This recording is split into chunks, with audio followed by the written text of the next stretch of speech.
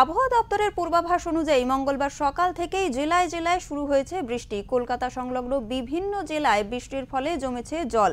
কোথাও কোথাও গোড়ালি অবধি তো কোথাও হাঁটুর কাছাকাছি পর্যন্ত জল জমতে শুরু করেছে ইতিমধ্যেই। এবং আষাঢ়ের শেষ বেলায় বর্ষার এই চোখ রাঙানির ফলে সমস্যায় পড়তে হচ্ছে নিত্যযাত্রীদের। রাস্তা থেকে শুরু করে জল জমেছে বিভিন্ন ট্রেন লাইনেও। আবহাওয়া দপ্তর সূত্রে খবর, মঙ্গলবারও সারাদিন ধরেই কম বেশি বৃষ্টির সম্ভাবনা রয়েছে। সেক্ষেত্রে বৃষ্টির পরিমাণ আরো বৃদ্ধি পেলে জল জমার পরিমাণও বৃদ্ধি পেতে পারে বলে মনে করছেন অনেকে। না কেন অনেক নেগেটিভ করছে।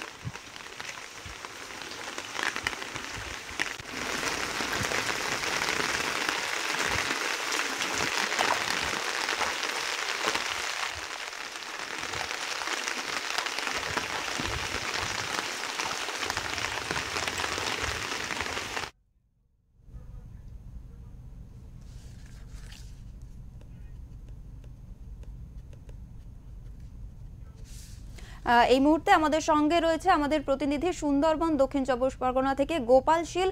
গোপাল, দক্ষিণ চব্বিশ পরগনায় এই বৃষ্টির ফলে কিরকম পরিস্থিতি, সেখানের আবহাওয়া কেমন আমাদের জানাও।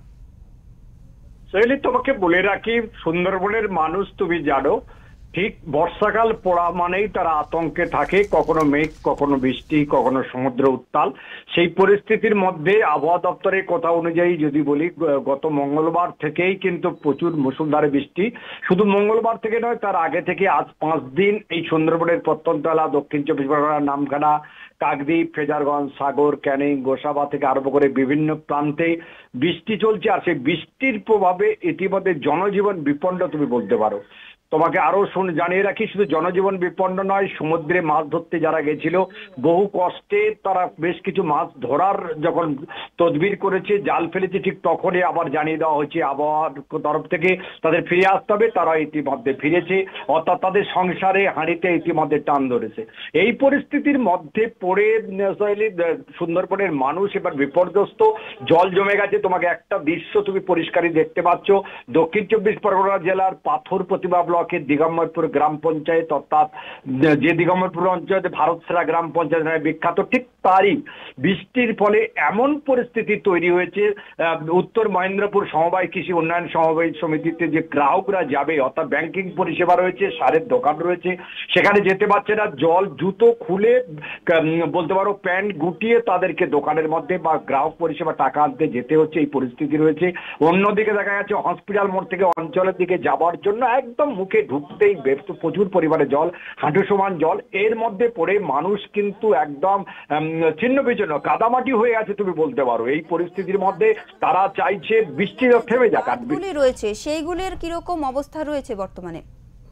দেখো, সুন্দরবনের নদী বাঁধ যারা রয়েছে তুমি জানো, উত্তাল অবস্থার মধ্যে গঙ্গাসাগর, নামখানা, ফ্রেজারগঞ্জ, পাথর প্রতিমা, গোবর্ধনপুর, জিপ্লট বিভিন্ন প্রান্তে নদী বাঁধের বেহাল দশা রয়েছে। যদিও বা শাসক দলের পক্ষ থেকে বা তুমি যেখানে যে বিধায়ক রয়েছে, পাথর প্রতিমার বিধায়ক সমীর কুমার জানা, কাকদ্বীপের মন্টুরাম বাগিরা, আর অন্যদিকে সাগরের কথা বলতে গেলেই বলতে হয় সুন্দরবন বিষয়ক উন্নয়ন মন্ত্রী বঙ্কিম হাজরা, যাদের নেতৃত্বে নদী বাঁধের দিকে বারবার লক্ষ্য রাখা হচ্ছে, নদী বাঁধ সংস্কারের চেষ্টা করা হচ্ছে, কিন্তু মাঝে মধ্যে প্লাবিত হচ্ছে, নদী বাঁধে ধস দিচ্ছে। তাহলে মানুষ আতঙ্কে রয়েছে তুমি বলতে পারো। এই আতঙ্কের মধ্যে পড়ে মানুষ কিন্তু তাদের জনজীবন যে বিপন্ন হয়েছে সেটা পরিষ্কার চিত্র উঠে আসছে।